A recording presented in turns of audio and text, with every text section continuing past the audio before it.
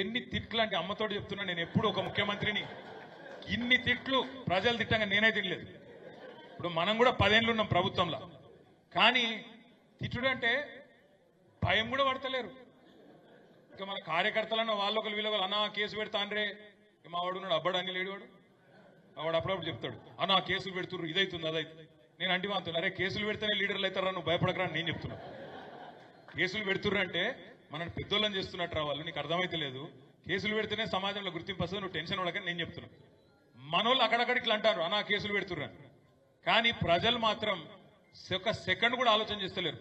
ఎవరన్నా పోయి గొట్టం పెట్టిర్రు అనుకో, అమ్మా ఎట్లుందమ్మా పరిపాలన అంటే ఇక మీకు చెప్పవలసి నా నోటెమ్మడ అట్లా రాదు.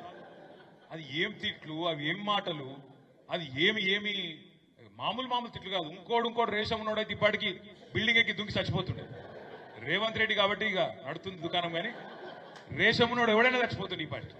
అంటే అంత గలీజ్గా ఏడవైన 6 గ్యారెంటీలు, తులం బంగారం ఏడవైంది, ఫ్రీ బస్ ఒకటేనా, ఆ ఫ్రీ బస్ కూడా ఏమందామని తిడుతుంటే అట్లా లేడీస్, నేను నిజంగా ఇలా లేడీస్ తిట్టుడు ఇంతవరకు నేను కూడా ఇప్పుడు తిట్లు వాళ్ళే లేడీస్తో.